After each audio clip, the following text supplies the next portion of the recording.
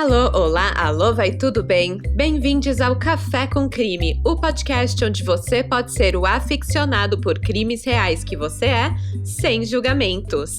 Eu sou a Esté Zorubi, ou Dona Café, como preferir, e hoje vamos falar do caso de sequestro de Patrícia Bravanel, a filha do vovô oficial do Brasil, o senhor Silvio Santos.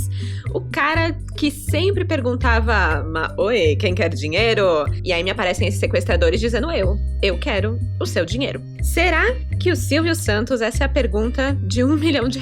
Será que Silvio Santos pagou o resgate da filha com notas de 100 em formato de aviãozinho? É o que vamos descobrir nesse episódio.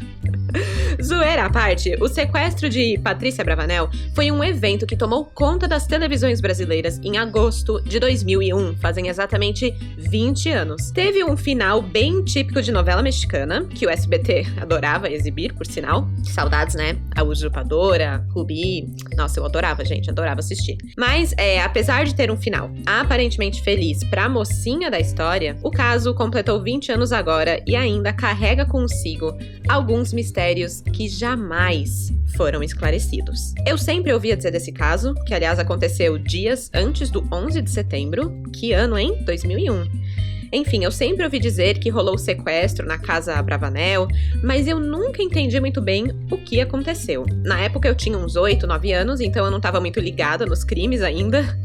E aí eu recebi a indicação desse caso de 2 crimezeiros, e aí eu pensei, nossa, é isso! Chegou a hora! Tá na hora de descobrir que raios que aconteceu com Silvio Santos e a sua família. E, gente, chocada eu fiquei quando eu descobri que esse não foi o único sequestro que aconteceu na vida de Silvio. Em 1992, ele já tinha passado pelo sequestro da sua irmã. E mesmo assim, o veinho teimava em não ter seguranças pessoais. Mas também, né, ele super achava que não precisava, já que em 1998, um ladrão de rua que abordou o carro dele para assaltar desistiu de praticar o crime quando viu que quem estava dentro do carro era o Silvio. Ele literalmente pediu desculpa pro Silvio antes de sair andando sem fazer nada com ele. Imagina, né, cara? Bizarro. Eu, no mínimo, ia pedir pro Silvio Santos me botar no show do milhão. E, gente, sei que hoje o velhinho tá gagá, tá falando altas merdas na TV. Ele era, tipo, o rei do top 5 do CQC, né? Das vergonhas alheias na TV. Mas, cara, o Silvio Santos é aquela pessoa que fez muito parte da vida, né? Eu assistia muito o Show do Milhão com a minha avó. Era meu sonho ir no Show do Milhão um dia. A minha avó também comprava carnê do Baú da Felicidade. Ela super apostava, tipo, telecena, tudo. Era Silvio Santos a vida aqui em casa. E aí eu lembro que uma vez, eu e a minha avó, a gente até escreveu uma carta juntas. E a gente mandou lá pro SBT. Achando que o Silvio Santos ia ler, né? Iludidas demais. Mas enfim, o ponto é, quando apareceu essa sugestão no meu inbox, eu sabia que eu tinha que fazer esse caso pela criança que eu fui um dia, fascinada no Silvio Santos com a minha vovó. E por isso eu quero agradecer aos crimezeiros @DanielTosta22 e o @CaioNaCop pela indicação. Valeu demais, gente! Antes de começar, preciso pregar a palavra da Orelo. Essa é a única plataforma que paga nós, os podcasters, por play. Então, quando você escuta Café com Crime pela Orelo, automaticamente já está ajudando a Dona Café aqui a manter o podcast de pé. Muito obrigada por isso. Além disso, a Orelo também é uma plataforma de apoio financeiro, assim como o Catarse, mas com uma grande diferença. Os apoiadores da Orelo têm acesso a conteúdos exclusivos. É isso mesmo, além de outros mimos, né? Como o grupo do WhatsApp dos crimezeiros, ter prioridade na indicação de casos e tudo mais. Cada valor de apoio, seja 5, 10, 20 ou 50 reais, corresponde a uma categoria que dá direito a algo diferente, um mimo diferente só para você. Então, é só entrar na página escute.orelo.audio/Café com Crime para escolher o que você quer e apoiar. Para os apoiadores do Café com Crime, essa semana saiu um novo episódio exclusivo da série Top 3 Crimes. Será sobre 3 assassinas em séries do Brasil, bem Lady Killers, só que nacional. Curtiu? Então vire um apoiador e acesse. Eu vou deixar o link da Orelo aqui na descrição do episódio para facilitar. E com isso, bora começar do começo?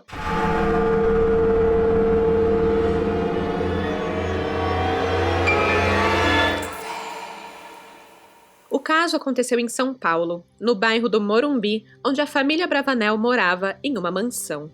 Apesar de ser um dos maiores casos de sequestro de 2001, ele não foi o único.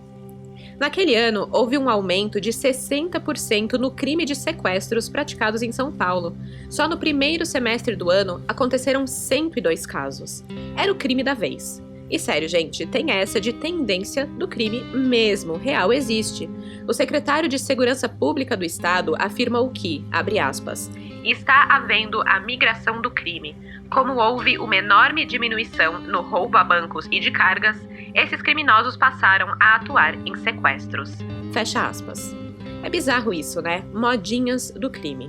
E acho que tá rolando agora uma tendência de mega assaltos, esses crimes com grandes operações, né?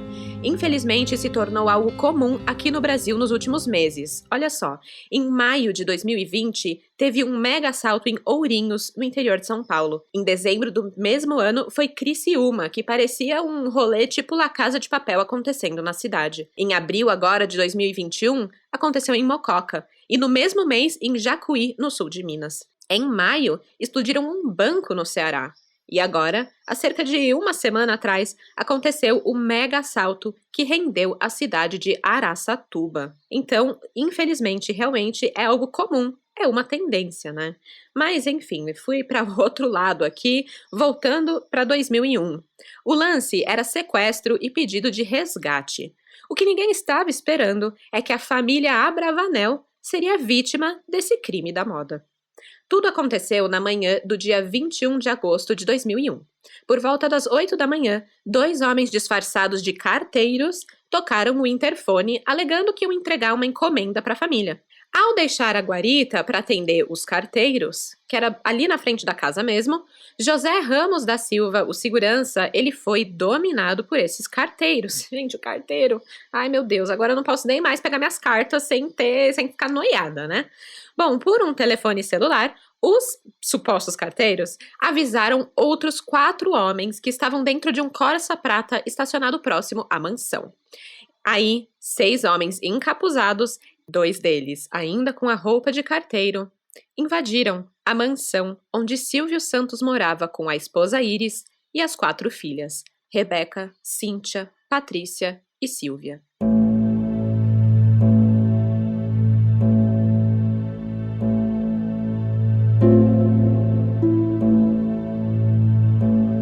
Nesse momento da manhã, Cíntia e Rebeca já tinham saído de casa. Patrícia se aprontava para ir à faculdade. Na época, ela era estudante de administração na FAAP. Ela passou no quarto da irmã para roubar uma roupa que ela queria usar, quem nunca, né? E foi aí que deu de cara com um dos criminosos. Mano, imagina, do nada, uma pessoa encapuzada na sua casa. Cê é louco. O sequestrador pega a Patrícia e a leva para a garagem da casa, perguntando qual era o carro dela e a colocando no banco de trás do Passat da família. Dentro do carro tinha um outro homem. Foi aí que anunciaram para Patrícia o que estava acontecendo. Isso é um sequestro e nós somos Tubarão 1 e 2. Estranhamente, isso acalmou o coração de Patrícia Bravanel. Ao ouvir a palavra tubarão, ela se lembrou do que tinha sonhado poucos dias antes. Ela contou em uma entrevista anos depois o seguinte, essa premonição. Abre aspas. Eu sonhei com isso. Meses antes eu sonhei que estava com uma funcionária de casa num tanque cheio de tubarões. E eu dizia para ela ficar calma, que estava tudo tranquilo, e eu entrava numa gaiola lotada com tubarões e nadava com eles, e ficava tudo bem. Quando entrei no banco do carona, eu já estava encapuzada, e eles anunciaram o sequestro. E um falou, eu sou o Tubarão 1, e ele é o Tubarão 2. Na hora, me deu uma paz, porque eu lembrei do sonho, e eu tinha certeza que tudo ia ficar bem. Fecha aspas. Bizarro, né? Apesar de estar na mão dos sequestradores, estar encapuzada e sendo levada da sua casa para Deus sabe lá onde, Patrícia estava calma. Jamais. Jamais ia conseguir isso. Meu Deus, precisa muita meditação para chegar nesse nível, né? Além de levar a filha de Silvio Santos, os 6 sequestradores levaram 2 carros que pertenciam à família. O Corsa em que eles chegaram foi deixado na porta da garagem de Silvio Santos. Imediatamente, Silvio ligou para Fernando Henrique Cardoso, porque sim, o dono do SBT tem o telefone do presidente nos favoritos ali do celular dele e chama rapidinho. Ele pediu ajuda ao presidente para encontrar a filha e ele, por sua vez, telefonou imediatamente para o ministro da Justiça, pedindo providências e determinando que a Polícia Federal fosse colocada à disposição da família Bravanel. E assim foi feito. Uma equipe de delegados e agentes federais ficou de prontidão, aguardando solicitação da Polícia Paulista para entrar no caso. E um detalhe interessante, essa equipe foi basicamente a mesma que em abril de 1999 esclareceu o sequestro do compositor Wellington Camargo, o irmão da dupla sertaneja Zezé de Camargo e Luciano, que foi mantido em cativeiro por mais de 2 meses e libertado depois que a família pagou um resgate de R$300 mil. Ou seja, os caras que estavam ali para ajudar o Silvio Santos eram caras treinadíssimos para esse tipo de sequestro e eles sabiam, logo do início, que seria um longo processo de negociações. Mas, apesar da equipe incrível que foi colocada à disposição de Silvio, quando chegou a tarde, o Silvio voltou atrás no seu pedido. Em uma nota divulgada à imprensa, ele pedia o seguinte, abre aspas, gostaria que vocês me ajudassem neste momento tão aflitivo. Prometi aos responsáveis pelo acontecimento que não envolveria no caso a polícia e a imprensa. A vida da minha filha Patrícia depende da minha palavra empenhada e da colaboração de vocês. Fecha aspas. Com isso, a Polícia Militar deixa oficialmente o caso Abravanel a pedido da família. Mas ainda assim, mantém viaturas fazendo ronda na casa ali no Morumbi. A mansão ela foi isolada por fitas e cavaletes da CET. Apenas a família e amigos próximos podiam acessar o local, o que, obviamente, não impediu uma multidão de jornalistas e curiosos de se formar ali na rua. Por sinal, eu encontrei a mansão no Google Maps e adivinha? Até hoje ela é borrada do mapa. Eu acho que provavelmente para evitar curiosos de irem até o local, né? Mas naquela época, o endereço do Silvio foi divulgado nos jornais. Mano, é foda, né? O cara acabou de ter uma filha sequestrada e na matéria do jornal que tá relatando esse fato, que tá relatando o sequestro, coloca o endereço dele lá, completinho. E até um mapa, né, do Morumbi com a localização. É muito pra cabeça, né? Enfim, nos dias seguintes, a família Bravanel tentou ao máximo manter a imprensa e a polícia fora do caso. Eu, particularmente, acho que eles só falaram que manteriam a polícia fora do caso para a imprensa e para as pessoas. Assim, os sequestradores não saberiam que a polícia estava atuando no pano de fundo. E eu digo isso porque nos dias seguintes, o que aconteceu foi isso. Quarta-feira, dia 22 de agosto de 2001. O próximo dia depois do sequestro. O Corsa prata utilizado pela quadrilha, que foi deixado lá na mansão do Silvio, é levado pelos peritos da Superintendência Técnico-Científica da Polícia Civil para tentar detectar qualquer vestígio que pudesse ajudar a identificar esses sequestradores. Um dos carros roubados pelo bando, uma Cherokee da família Bravanel, foi encontrado na altura do quilômetro 20 da rodovia Castelo Branco, em Barueri, região metropolitana de São Paulo. A polícia militar, que estava oficialmente fora do caso, fecha o acesso à mansão com fitas e cavaletes da CT. A família Bravanel aguarda contato dos sequestradores durante todo o dia, mas nada. Quinta-feira, dia 23 de agosto de 2001.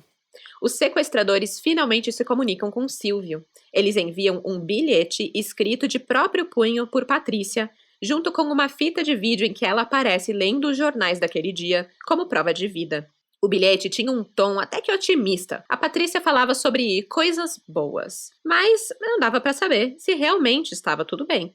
E se aquilo tudo era uma farsa, né, inventada pelos bandidos. Bem, até aqui ainda não tinham mencionado nada sobre um resgate. Então a família novamente ficou esperando. Sexta-feira, dia 24 de agosto de 2001.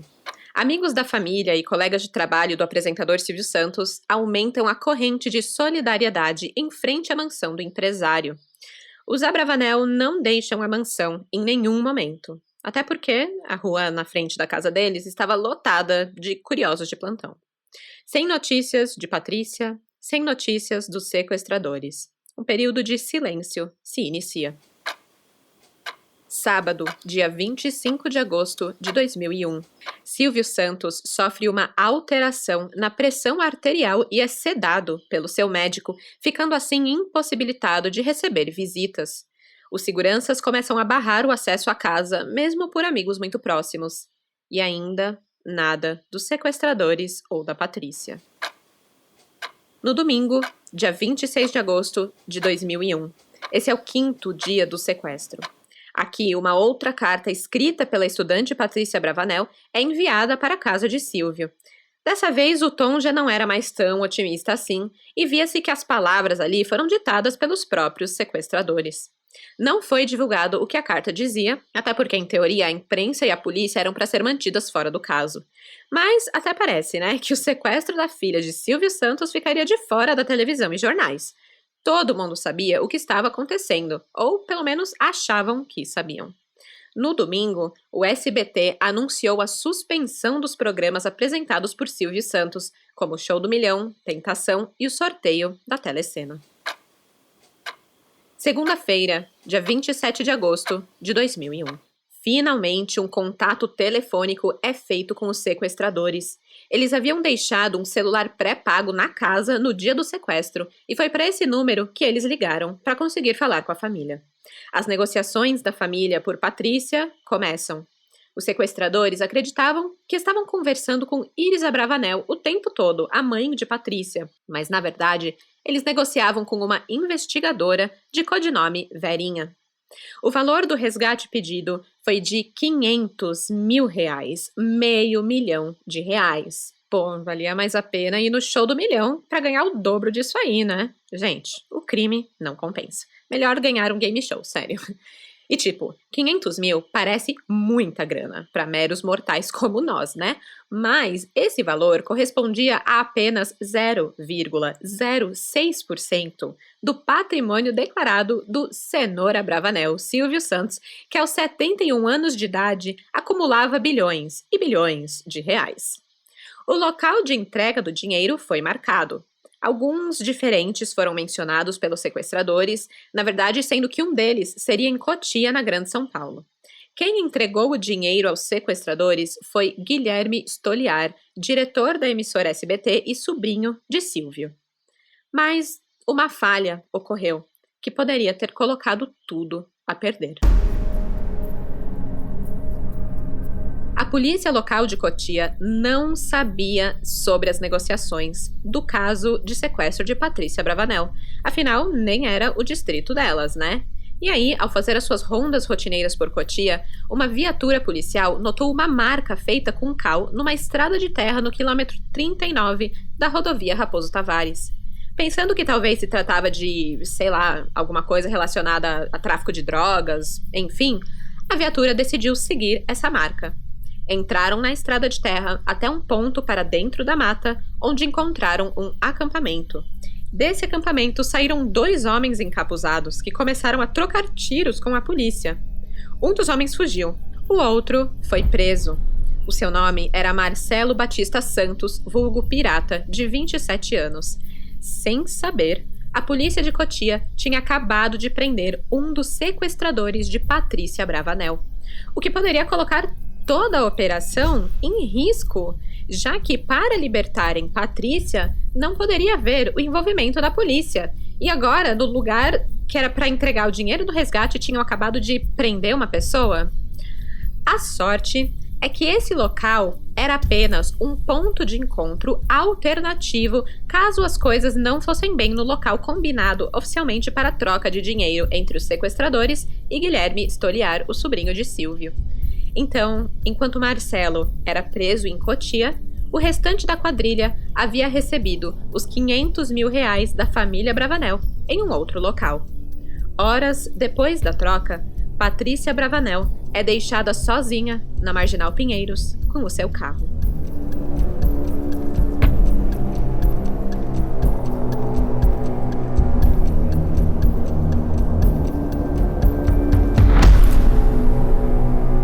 Terça-feira, 28 de agosto de 2001, 2 horas da madrugada. Patrícia chega em casa dirigindo o seu próprio carro e chorando muito. Ela é recepcionada por seguranças que a colocam para dentro da mansão, onde é acolhida pela família com muitos choros e gritos de alívio. Tinham se passado 7 dias desde que ela foi sequestrada. 14 horas depois de retornar para casa, Patrícia aparece na sacada da mansão, tranquila, plena, sorridente, para falar sobre o sequestro aos jornalistas que estavam na rua basicamente desde o dia em que ela foi levada pelos bandidos. O mais impressionante, cara, é que ela tava muito de boa, muito felizona, cheia dos sorrisos, respondendo as perguntas como se fosse uma entrevista sobre, sei lá, o novo penteado, tendência dela, sabe? Sei lá. Ela estava realmente muito aliviada e feliz de estar ali e não teve problema nenhum em contar como foi o momento da sua libertação. Sempre e sempre mesmo agradecendo e louvando a Deus por tudo isso. Ela disse, abre aspas, foi emocionante, eu queria voar, estava fora de mim. Eu estava na frente do carro, não vim sedada de forma nenhuma, nunca me sedaram. Estávamos eu e mais um. Ele me deixou e disse, conta até 25 que eu vou embora. Aí eu contei até 25, peguei o carro e falei, meu, é só Deus mesmo. A sequestradora falou que mesmo se não pagassem o resgate, eu ia embora. Aí chegou meia-noite, 2 horas, eu não tenho noção, estava sem relógio. Ele falou, vamos, você vai embora. Essa noite você vai para casa. Ele me colocou venda nos olhos e me colocou no carro. Fecha aspas. Patrícia ainda afirmou que perdoou os sequestradores e, abre aspas, eu não perdoo o sistema da corrupção. Eu quero que o juízo de Deus venha sobre o sistema de corrupção do Brasil, porque o povo brasileiro merece ser cuidado. Fecha aspas. Ela contou que os sequestradores levavam um chá quente para ela, deixavam ela escolher o que iria assistir na televisão, e ela escolheu o canal gospel, claro. Conta que jogou baralho com eles, orou com eles e que eles se arrependeram. Teve um que se arrependeu tanto que ele foi embora no primeiro dia do sequestro depois que Patrícia orou com ele. Durante todos os dias, ela dormiu com uma mulher no quarto. Ela disse que todos eram jovens, na faixa dos 30 anos, e entre eles tinha 2 mulheres. Apesar dessa aparente proximidade com os sequestradores, eles sempre estavam encapuzados e Patrícia não conseguia identificá-los. O quarto que serviu de cativeiro para ela tinha uma janela pregada, uma cama e uma televisão. Mas Patrícia tinha certeza que era uma casa boa, em um bairro bom. Ela ficou presa pela mão nesse quarto, mas depois os sequestradores acabaram confiando nela e a soltaram. Ela podia andar, tomar banho nos primeiros 2 dias, depois ela acabou não tomando mais banho, mas ela ganhou roupa limpa deles, além de livros para ler. Os sequestradores chamavam Patrícia sempre de princesa e escreveram em sua Bíblia que ela era a melhor pessoa do mundo. No final do seu pronunciamento, na varanda da sua casa, quem se juntou a Patrícia foi o pai, Silvio Santos. Ele também estava aparentemente bem tranquilo e até teve pique para fazer piada ruim de paizão. Olha isso, abre aspas. Eu me surpreendo com essa filha, que me dá um trabalho fora do comum. Eu devia pedir aos sequestradores que ficassem mais tempo com ela. Fecha aspas. Tudum. Piadinha, hein? Silvio sendo Silvio. É impressionante como a família Bravanel conseguiu se recuperar desse trauma de forma tão rápida. Eu ia estar destroçada, não querendo nem chegar perto de ninguém, jamais ia subir nessa varanda.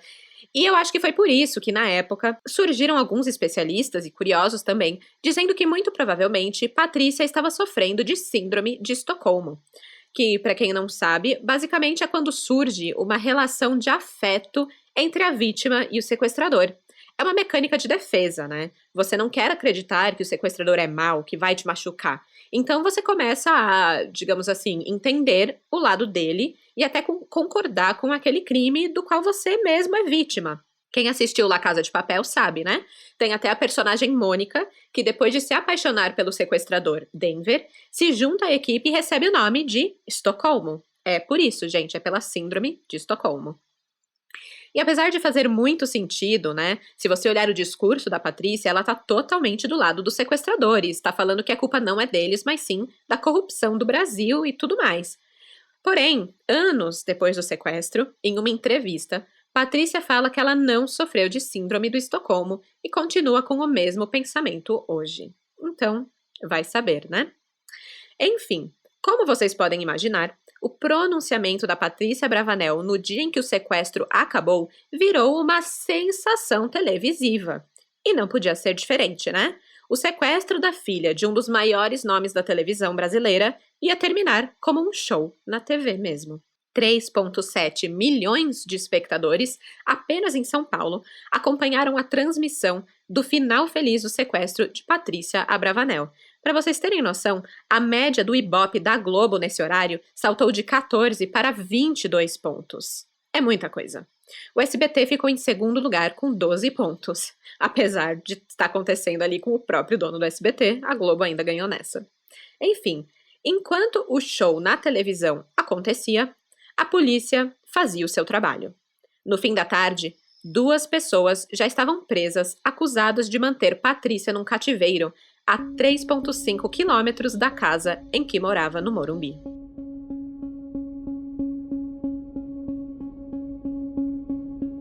Marcelo Pirata, que foi preso em Cotia antes do pagamento do resgate de R$500 mil, indicou para a polícia o local do cativeiro e quem eram os outros participantes do crime. Dedurou tudo, minha gente, tava nem aí. Segundo ele, o mentor do rolê todo era Fernando Dutra Pinto, um jovem de 22 anos.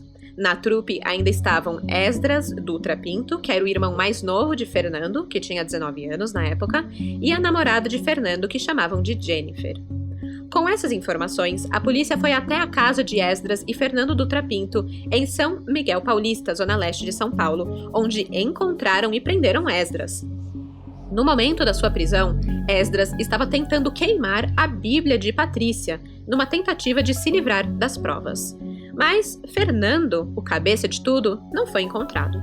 Segundo os comparsas, ele e Jennifer estariam fugindo com os R$500 mil do resgate.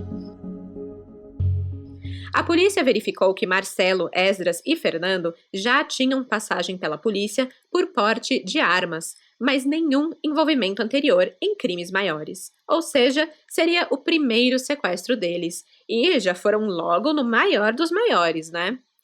Os investigadores também foram até o cativeiro indicado por Marcelo. Incrivelmente, a casa usada para manter Patrícia era no mesmo bairro da mansão do Silvio Santos, o Morumbi. Essa casa foi alugada por Esdras por uns R$2.400 por mês, um mês antes do sequestro. Na casa foram encontradas 3 revólveres, uma delas dentro de uma lista telefônica com fundo falso. Cara, é muito coisa de filme, né, gente? Também tinha uma metralhadora, 2 rojões, uma corda e algumas roupas, entre elas uma camisa com a logotipo dos Correios, né? O disfarce que eles usaram para invadir a casa. Ainda tinham 2 perucas e uma biografia de Silvio Santos e vários celulares pré-pagos. O delegado Wagner Giudice, que foi responsável pela investigação, disse que a biografia de Silvio foi usada pela quadrilha para conhecer os hábitos dele e que no livro, o trecho que fala do sequestro da irmã de Silvio estava destacado. Cara, aí eu fico pensando, né? Ok, naquela época não tinha rede social e tal. Então, eles usaram uma biografia para entender o funcionamento da vida do cara, né? Os hábitos e tudo mais. Mas e hoje, né? Com gente postando de tudo no Instagram, no Facebook, no TikTok, é muito mais fácil saber os hábitos da pessoa e até mesmo onde ela está o tempo todo, né? Através dos stories, aí você marca lá a sua localização. É perigoso, gente, tem que tomar muito cuidado com o que é postado. Enfim. Outra coisa que a polícia encontrou na casa foi um roteiro do sequestro. Pois é, os caras planejaram bem. Apesar de serem amadores, né? Eles tinham perguntas anotadas que deveriam ser feitas ao vigia da casa do Silvio Santos. E eram perguntas como: quantas pessoas tem na casa nesse momento? Qual é o horário de troca dos turnos dos seguranças? Onde que desliga o alarme? Onde está a chave da casa? Enfim, perguntas desse tipo. Além disso, também tinha um mapa da região do bairro do Morumbi, com indicações para onde deveriam seguir após o sequestro. A polícia também descobriu outra base da quadrilha, uma casa alugada próxima à Cohab de Itapevi, na Grande São Paulo, que serviria como cativeiro alternativo. Lembra que eles tinham um lugar alternativo para receber a grana do resgate? Tanto que um era em Cotia, né, onde o Marcelo foi preso, e o outro o lugar real, onde o Guilherme, né, o sobrinho do Silvio, deixou o dinheiro. Pois bem, eles também tinham cativeiros alternativos, os caras estavam preparados, tinham plano B para tudo. A polícia foi para esse cativeiro de Itapevi E lá encontraram manuais sobre armas, apostilas de cursos de detetive, coletes à prova de balas, máscaras, cordas, arames e vestígios de que a quadrilha se reunia ali com frequência. A casa estava alugada desde o dia 30 de junho pelo próprio Fernando, que usou o nome de Laudemir de Oliveira na imobiliária. Bem, a polícia já tinha evidências suficientes em mãos para prender a quadrilha. Mas onde estava Fernando Dutra Pinto, o mentor do sequestro?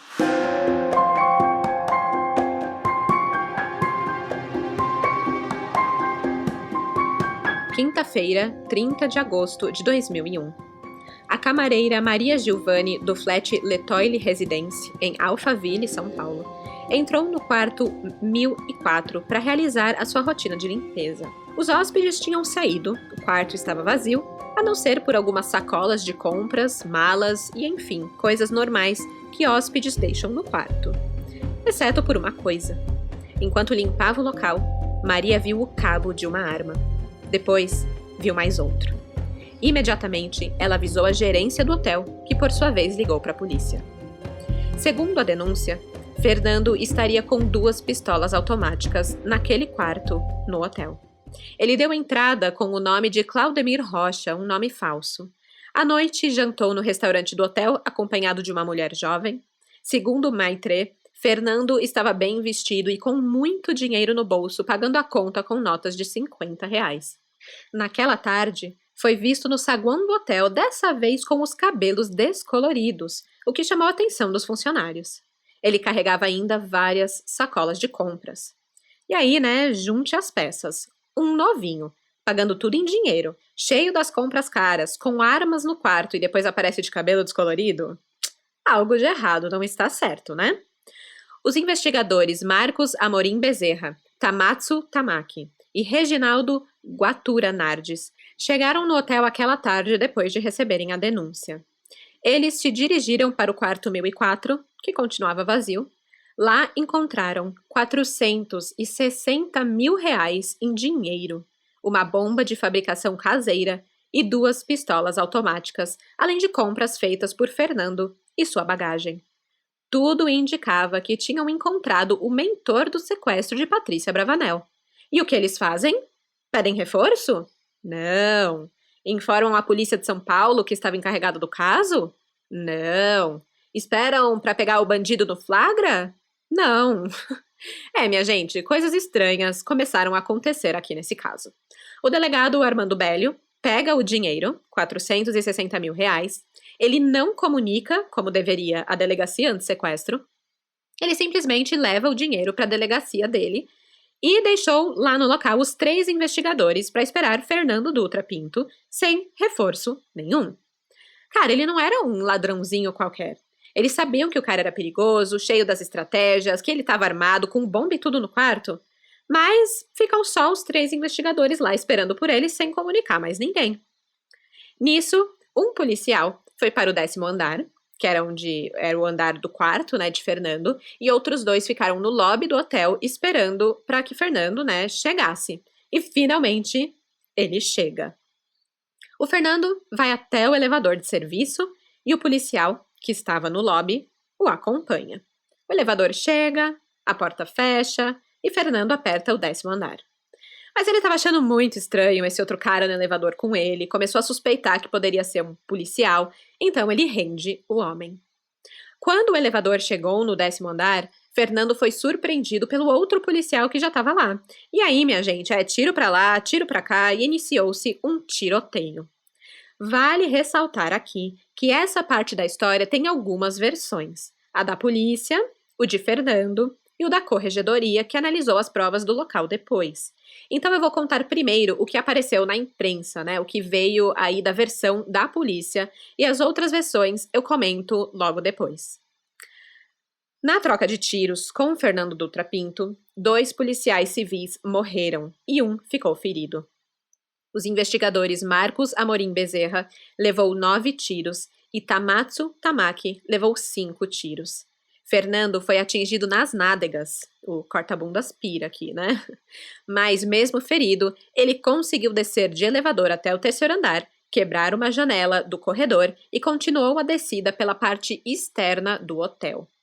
Antes de pegar a blazer preta com a qual fugiu, ele ainda trocou tiros com o terceiro investigador, o Reginaldo Guatura Nardes, que foi ferido no ombro e levado de helicóptero para o Hospital das Clínicas.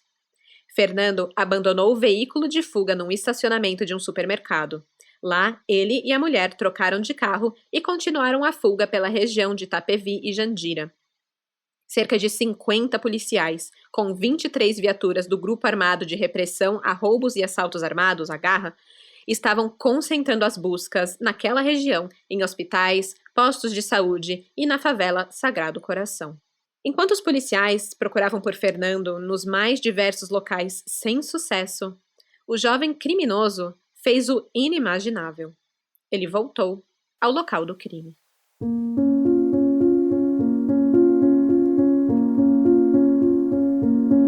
Depois de despistar a polícia entre os municípios de Itapevi e Jandira, Fernando voltou ao bairro do Morumbi. À noite de quinta para sexta, ele passou dormindo no mato em um terreno ao lado da casa de Silvio Santos. Imagina isso, gente! Como pode? O sequestrador dormindo do lado da sua casa e você não tendo a mínima noção? É pesadelo pro resto da vida, né? Eu não sei se eles mudaram de casa depois disso tudo, eu acho que não, mas eu com certeza ia querer sair dali. Enfim, né? O sol nasce. É sexta-feira, 31 de agosto de 2001. Às 7h30 da manhã, Fernando, que está ferido na bunda por um tiro, lembre-se disso, pula o muro da mansão Abravanel e dessa vez aposta tudo. Era questão de vida ou morte. Fernando faz Silvio Santos refém. O curioso é que Silvio Santos foi pego tão de surpresa que ele estava de cueca e camisa em casa enquanto fazia sua ginástica matinal. Imagina, gente, Silvinho de cuequinha fazendo yoga na sala.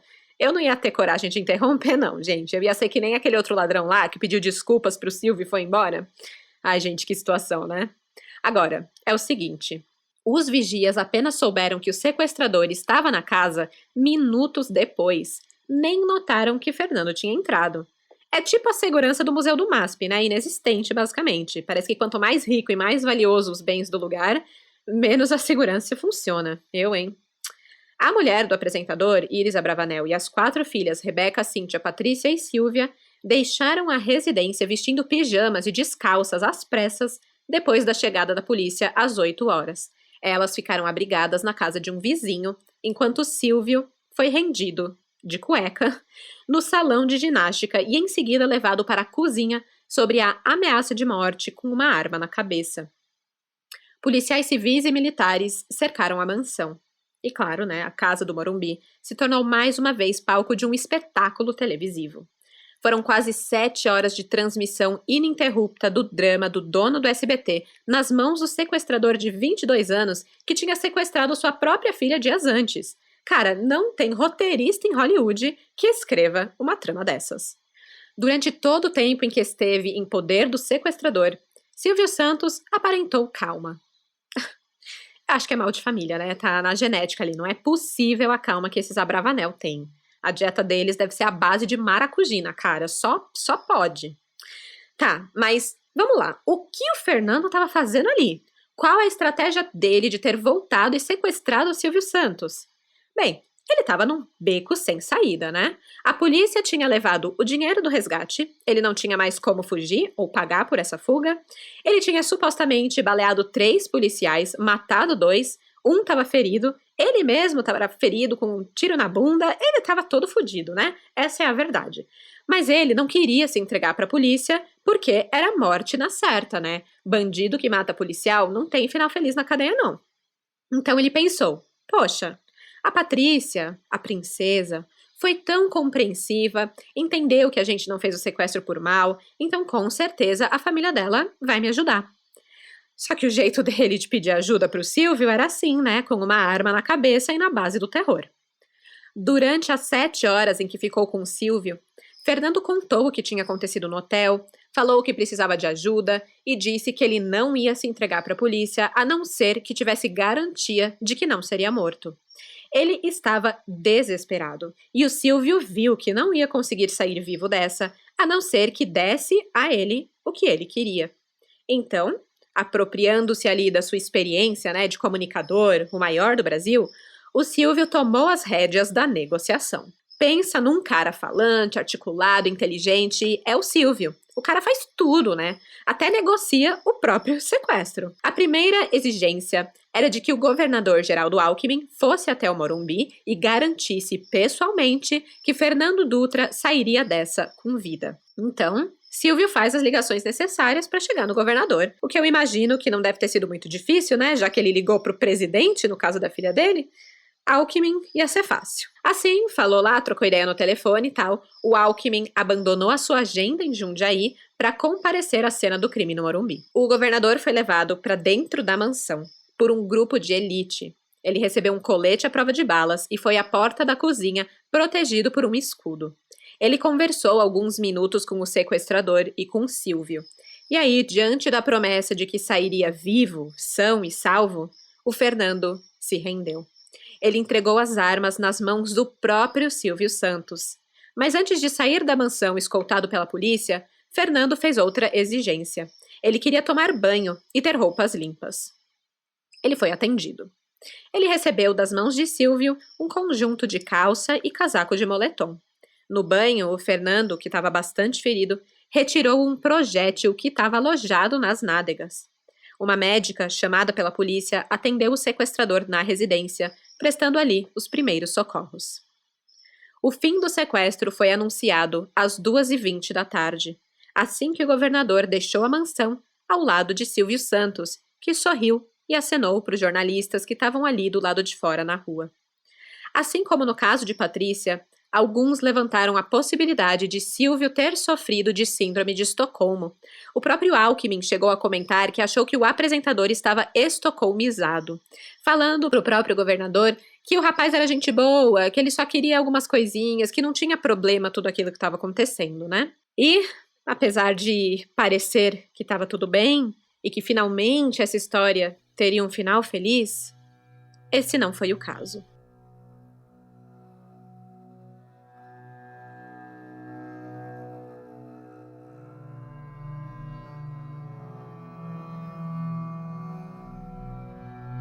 Finalmente preso, Fernando prestou depoimento para a polícia. Em sua versão, ele confirmou tudo o que Patrícia Bravanel tinha dito após ser libertada sobre a relação que teve com os sequestradores, que realmente foi amigável. Amigável, bem entre aspas, né? Um sequestro amigável não existe, gente, mas enfim. Segundo Fernando, ela pedia que orassem, sempre. E assim foi feito várias vezes durante os 7 dias no cativeiro. Quando ele foi questionado sobre os outros envolvidos no crime, Fernando disse que não sabia onde estava a namorada Jennifer.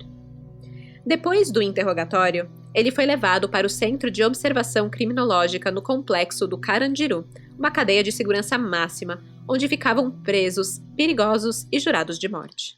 Diferente do que muitos esperavam, não encontraram na pessoa de Fernando um cara violento, explosivo, nada do tipo.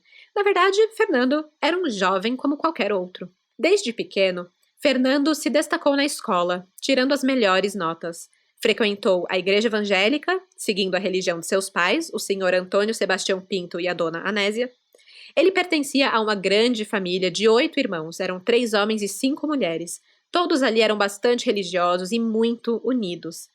De acordo com o pai, quando Fernando entrou na adolescência, ele, abre aspas, criou asas, ficou grande e começou a voar sozinho e ter a própria cabeça. Fecha aspas. É um jeito fofo aí de dizer que ele virou um adolescente rebelde, né? Antônio diz que o filho deixou de frequentar a igreja por volta dos 15 anos, o que, segundo ele, pode ter colaborado aí para a mudança de vida dele. O pai culpa as companhias de Fernando. Ele tinha más amizades. Mas ele nega que o filho fosse viciado em drogas, embora ele admita saber que Fernando fumava maconha de vez em quando. Fernando também era muito namorador e fazia sucesso com as meninas por onde a família passava. Eles já tinham morado em Guarulhos, Itapevi, e durante 3 meses ali antes do sequestro, eles moravam em São Miguel Paulista. O pai dizia que, abre aspas, ele tinha uma namorada por dia e também nunca se apaixonou. Fecha aspas. Era um rapaz comum, né? Namorador, gostava de jogar bola, empinar pipa e brigar de vez em quando também. Acontece que Fernando tinha o sonho de se tornar um grande advogado, mas ele era pobre, estudou a vida toda em escola pública e não conseguiu passar no vestibular. Frustrado, ele enviou cerca de 50 currículos no início do ano para tentar um bom emprego, já que ele não ia conseguir fazer faculdade. Mas não deu em nada. Ninguém o contratou. Em São Miguel Paulista, Fernando e Esdras, o seu irmão mais novo, foram morar em uma outra casa separados da família, porque eles queriam mais liberdade. No mesmo terreno da casa dos irmãos, moravam também Marquinhos e Pirata, o Marcelo Batista dos Santos, que já foi preso por participar desse sequestro. A vizinhança ali considerava Fernando e Esdras bem pacatos, conversavam muito pouco com a vizinhança. Mas, aparentemente, conversaram o suficiente com Marcelo Pirata e Marquinhos para os convidar a fazer parte do sequestro. Bom, Marcelo foi o primeiro a ser preso, já contei isso. O seu irmão, o Marcos Batista dos Santos, também acabou envolvido no crime. Marcos tinha a incumbência de vigiar com a tal da Jennifer o cativeiro, mas ele acabou deixando o local alguns dias depois do sequestro. Ele foi o cara que a Patrícia contou que depois de orar com ele, chorou muito e se arrependeu e saiu fora do sequestro. Marquinhos acabou ficando foragido até abril de 2003. A tal misteriosa da Jennifer, ela só foi aparecer em 5 de setembro de 2001.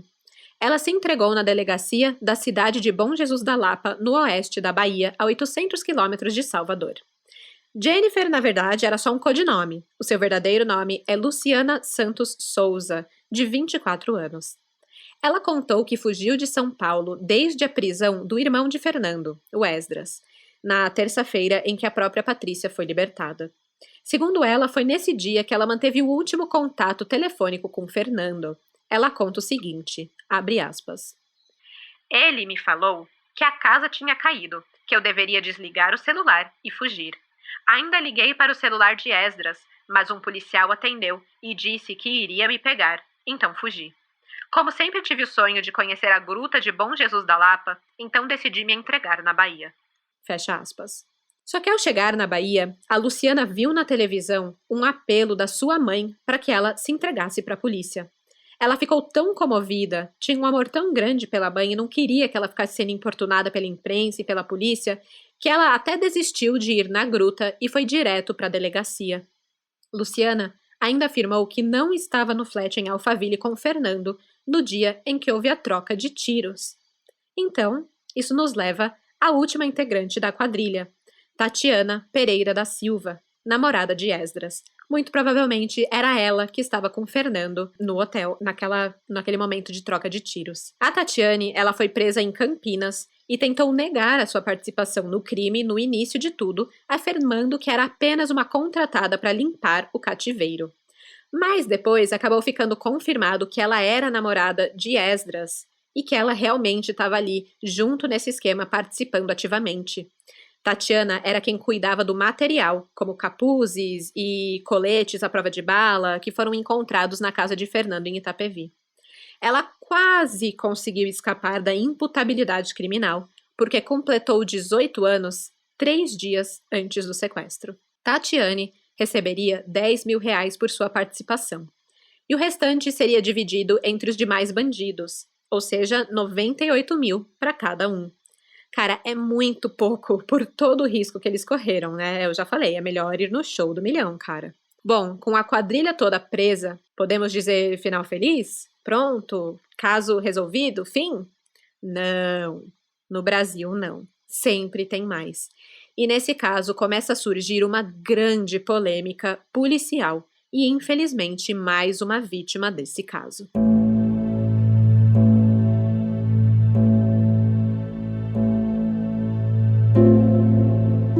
Como comentei, alguns erros policiais aconteceram nesse caso, e um deles foi na abordagem no hotel. Cerca de 1 hora antes do tiroteio entre Fernando e os 3 investigadores, o delegado Armando Bellio já havia apreendido no quarto de Fernando os R$460 mil pagos por Silvio pelo resgate da filha. Ele entrou no quarto de Fernando, apreendeu o dinheiro e levou tudo para a delegacia que ele chefiava, sem avisar ninguém, sem pedir reforço. Um erro. E consequência disso foi um tiroteio entre Fernando e os policiais, sendo que 2 perderam a vida e 1 ficou ferido. E aí começa a polêmica. Por que eles não avisaram ninguém? Por que não pediram reforço sabendo que se tratava de Fernando? Quando Fernando foi transferido da casa de Silvio para a cadeia, disse que as pessoas que o abordaram no hotel não pareciam policiais e perguntavam para ele sobre mais dinheiro. E aqui vem a outra versão do tiroteio, a versão de Fernando. Ele comentou com um juiz que os 2 investigadores, num fogo cruzado, também teriam acertado tiros um no outro, que não foi ele quem executou os investigadores, que eles teriam começado uma discussão acalorada sobre o dinheiro do resgate. Suco de corrupção. Ao analisar o tiroteio, vê-se que os policiais mortos levaram 13 tiros numa ação que se assemelha muito mais a uma execução a queima-roupa do que a um confronto com um criminoso. Agora, a gente não precisa confiar na palavra do Fernando, até porque, né, gente, ele é um sequestrador, vai saber lá se ele não quer se safar, enfim. Temos uma outra testemunha que sobreviveu ao tiroteio, Reginaldo Guatura Nardes, o policial ferido no ombro. Só que o seu depoimento foi considerado contraditório. Ele diz que a luta com o sequestrador teria começado quando ele se dirigia ao saguão do elevador social, mas o tiroteio aconteceu no elevador de serviço. O Reginaldo, ele negou que ele e os colegas tivessem ido ao hotel para tentar um acerto com o sequestrador no rateio do dinheiro pago à quadrilha pelo resgate de Patrícia Bravanel. Mas, obviamente, né, ele negaria. Quem que falaria, oi, eu fui lá pegar dinheiro de um sequestrador? Não, né? Mas ele disse uma coisa que chama muito a atenção. Ele fala que ele e os outros 2 policiais que tentaram prender o sequestrador Fernando fizeram isso sozinhos, sem pedir reforço, porque buscavam sucesso profissional. Simples assim, ele disse, abre aspas, nós só queríamos ficar famosos. Fecha aspas. Não deu certo.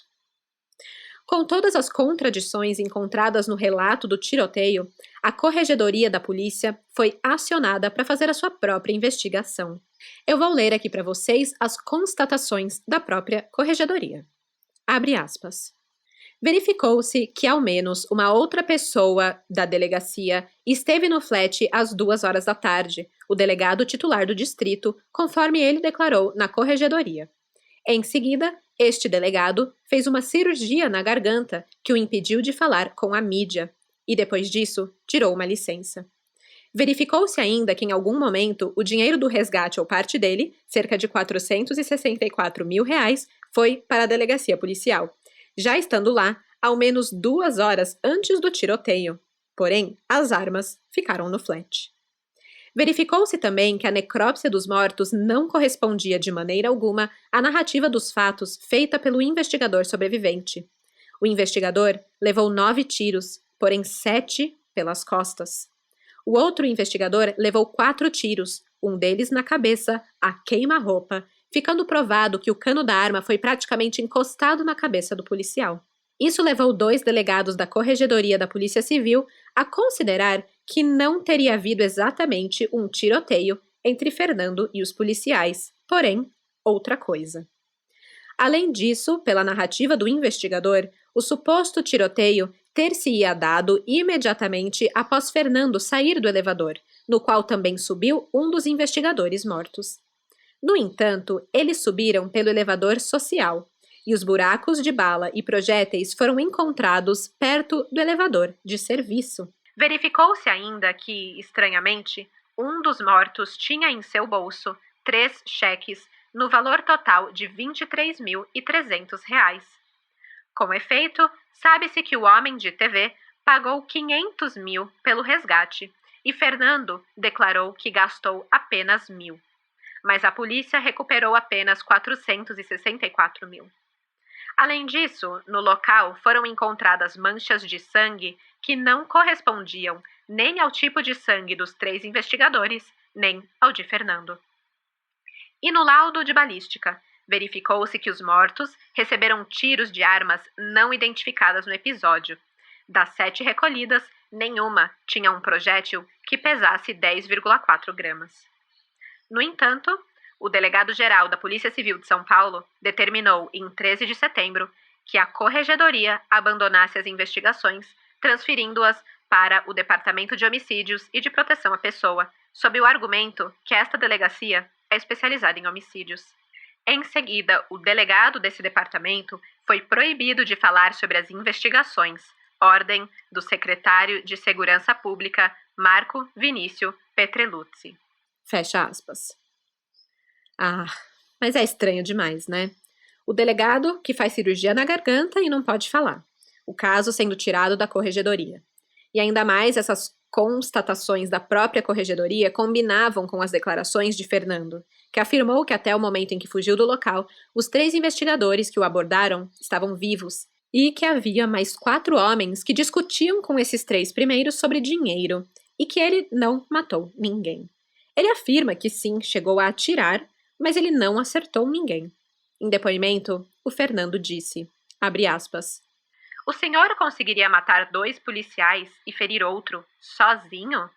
E quando eles já têm as armas apontadas para você? Enquanto eu estiver respirando, eu vou negar. Fecha aspas. Acontece que agora, além de ter fama de ter matado supostamente 2 policiais, Fernando também carregava consigo um segredo que muitos estavam tentando abafar. O que tinha acontecido no tiroteio? A polícia foi corrupta? Onde estava o restante do dinheiro? E por isso, Fernando também virou um alvo a ser calado.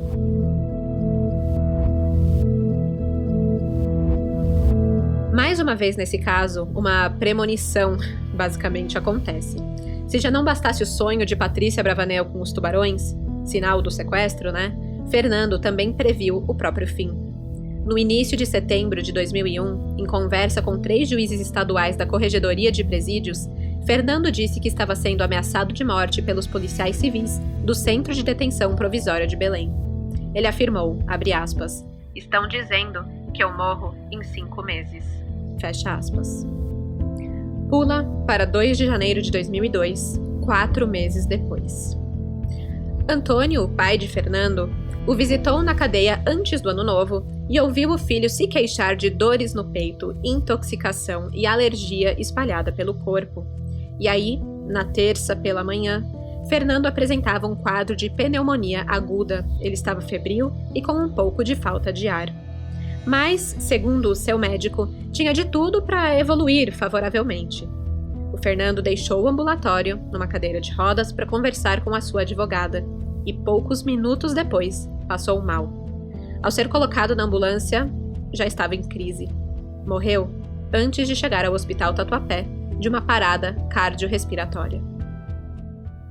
A necrópsia atestou a ocorrência de septicemia, uma infecção generalizada, que precedeu a parada cardiorrespiratória. Mas a advogada e a família de Fernando Dutra Pinto, que tinha 22 anos apenas, suspeitam de que algum tipo de veneno matou o bandido. Fernando teria ingerido carne de porco no Natal, mas essa refeição não fazia parte do cardápio da prisão, e os parentes também não levaram isso para ele comer. Então, de onde que isso veio? E o que exatamente tinha nessa carne? E mais, o Fernando estava tomando remédios para broncopneumonia que supostamente bloqueiam a possibilidade de uma identificação da morte por envenenamento no exame toxicológico. Então não dava para afirmar se ele foi ou não envenenado. O próprio secretário de Administração Penitenciária, Nagashi Furukawa, admitiu que não é normal que um moço de 22 anos morra desse jeito na cadeia. E aí, quando questionado sobre a carne de porco, ele afirmou que não foi servido pela cadeia. Que, na verdade, a família de Fernando que levou isso. Mas o pai do Fernando, né, o Antônio, ele atestou que eles só levaram peru e frango para o Fernando comer nessa época aí de comemoração de fim de ano, Natal e tudo mais. E mais. Porque, né, sempre tem mais, gente, nunca para por aí. Segundo o IML, ele morreu por infecção pulmonar. No laudo, a infecção que levou Fernando Dutra Pinto à morte foi ocasionada por um ferimento traumático. Bem, e qual ferimento seria esse? É aqui que entra a versão da história de Esdras, o irmão de Fernando, que estava preso com ele lá na cadeia. Por Esdras, ficou-se sabendo que no dia 10 de dezembro de 2001, Fernando apanhou de 4 carcereiros com barras de ferro e que em seguida ele foi abandonado sem qualquer tratamento. Que na véspera da morte de Fernando, quando ele já estava sentindo dificuldade de respirar, ele não foi levado ao hospital por falta de escolta. E que na tarde em que morreu, Funcionários do presídio vieram à sua cela para tentar obrigar Fernando a assinar uma declaração de que ele tinha sim sido levado, né, desde a surra que ele tomou, que ele tinha sido levado no mínimo 3 vezes para o pronto-socorro. Só que ele se negou a assinar essa declaração por não ser verdade, já que ele só tinha sido levado uma vez para tirar um raio-x do pulmão. No exame de corpo de delito feito no IML, foram constatadas várias escoriações e esquimoses na região dos braços, ombros e coxas de Fernando, mas o laudo concluía que essas lesões eram de natureza leve, salvo complicações posteriores inesperadas. O que aconteceu nessas complicações? Após as lesões, o Fernando permaneceu com uma ferida profunda aberta nas costas, de 8 a 10 centímetros, e ele foi submetido a banhos frios constantes durante a noite, no que eles chamavam de cela de castigo. E foi aí que ele contraiu uma bactéria que infeccionou o seu pulmão. O relatório de perícia concluiu que Fernando Dutra Pinto morreu em decorrência de tortura, com um ferimento profundo nas costas, não tratado e, ao contrário, maltratado, acabou contraindo essa infecção generalizada no pulmão, que determinou a parada cardiorrespiratória. Com tudo isso, um inquérito foi aberto pela Corregedoria de Polícia, mas nada foi comprovado oficialmente. Os pais de Fernando, Antônio Sebastião Pinto e Anésia Dutra Pinto, entraram com um processo contra o Estado por danos morais causados ao filho, além do pedido de uma pensão e o valor gasto com o sepultamento. Após vários recursos, os dois conseguiram sentença favorável aos danos morais, já que a Justiça entendeu que Fernando estava sob custódia da Secretaria de Segurança Pública, que deveria garantir a sua vida. O valor ganho foi de R$50 mil para cada um dos pais, mais R$1.500 pelos gastos com o enterro do filho. Os dois aguardam esse dinheiro há 20 anos. Até hoje, no entanto, as circunstâncias que antecederam a morte do Fernando ainda são bem nebulosas e descritas num relatório do Observatório das Violências Policiais e dos Direitos Humanos como crime de tortura.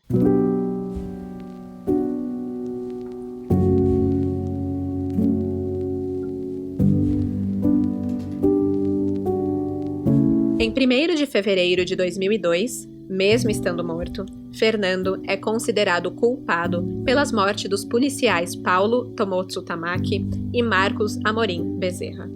Apesar das controvérsias, a investigação do caso chegou à conclusão de que os tiros que mataram os policiais foram disparados da arma de Fernando. Em 11 de março de 2002, 4 dos participantes no sequestro de Patrícia Bravanel foram condenados. Esdras Dutra Pinto recebeu pena de 19 anos e 6 meses de reclusão. Marcelo Batista Santos, o Pirata, Luciana Santos Souza, a Jennifer, e Tatiane Pereira da Silva foram condenados a 15 anos de reclusão cada um. O Marquinhos, o irmão do Marcelo, ele ficou foragido até abril de 2003, quando ele foi preso em São Paulo ao visitar a mãe dele em São Miguel. A prisão preventiva dele já estava pedida desde 17 de setembro de 2001. Só que uma semana antes, no dia 10 de setembro de 2001, ele fugiu para Juazeiro, na Bahia, onde ele permaneceu até voltar para visitar a mãe. Os investigadores souberam da visita por meio de uma denúncia anônima. E aí foram lá e prenderam o Marcos. Ele não resistiu à prisão. Quando veio finalmente o seu julgamento, ele acabou sendo absolvido por falta de provas. Hoje, todos da quadrilha já cumpriram suas penas e estão soltos. O Marcelo Pirata, ele chegou a fugir da prisão em 2010 num indulto do Dia das Crianças. E ele foi preso novamente quando foi encontrado pela polícia vendendo drogas. Já Esdras Dutra Pinto aparentemente mudou de vida e hoje é bem atuante na igreja evangélica e leva a vida junto aos seus familiares.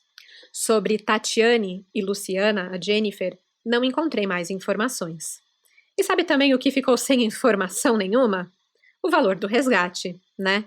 O valor de R$500 mil, ele só foi recuperado em partes, nunca foi encontrado na sua totalidade. Somente 464 mil foram encontrados lá no hotel de Fernando.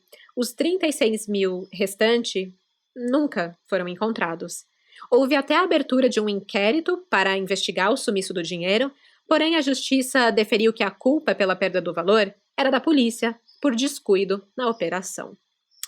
Mas, o que são 36 mil reais para o dono de uma fortuna de 7 bilhões, Ficou por isso mesmo. Que caso, minha gente, que caso. E não é só porque foi com o Silvio Santos que é chocante. Na verdade, tudo dessa história simplesmente é quase que inacreditável. É um show de televisão mesmo. Sequestro da filha, negociação com bandido, tiroteio, fuga, pai feito refém, rendição, ameaça, vingança de polícia, tortura, morte na prisão.